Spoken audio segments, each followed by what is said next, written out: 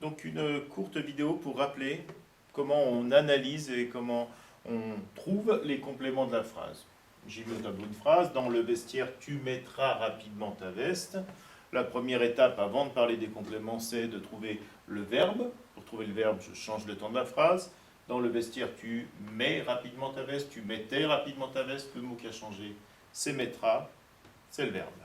C'est qui mettra, c'est toi, c'est tu qui mettras. Voici le sujet du verbe. Et bien le reste, ce sont les compléments.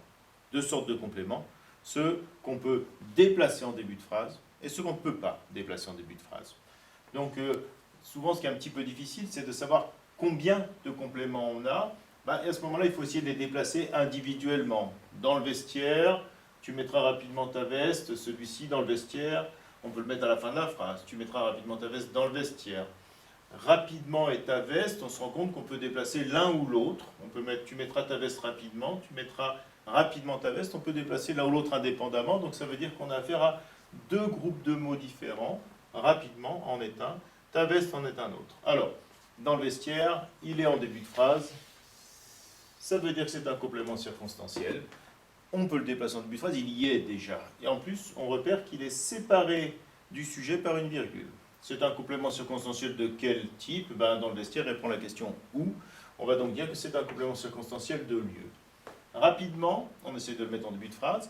Rapidement, dans le vestiaire, tu mettras ta veste, ça fonctionne.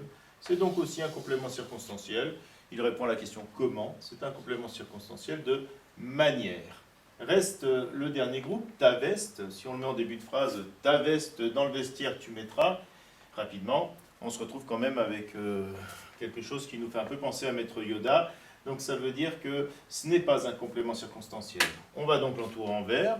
C'est la couleur que nous, dans la classe, on a choisi pour les compléments qu'on appelle essentiels. Trois types de compléments essentiels. Le complément d'objet direct qui va répondre à la question qui ou quoi. Tu mettras rapidement quoi, ta veste. On a affaire à un COD. On aurait pu avoir un complément d'objet indirect qui répond à la question à qui, à quoi, de quoi, en qui, en quoi. Là, ce n'est pas le cas. Et si tout à l'heure, on avait eu le verbe être à la place du verbe mettre, on aurait pu avoir affaire à un attribut. L'attribut étant le complément du verbe être. Donc, d'où l'intérêt, là, de repérer le verbe et de mettre en dessous son infinitif. Comme ça, si jamais on a le verbe être, voilà, il y a un petit voyant rouge qui s'allume et qui nous dit attention, ce qu'il va y avoir derrière risque d'être un attribut.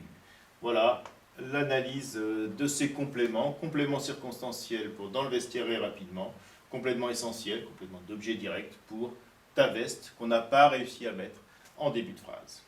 Je te laisse donc maintenant faire avec les autres phrases.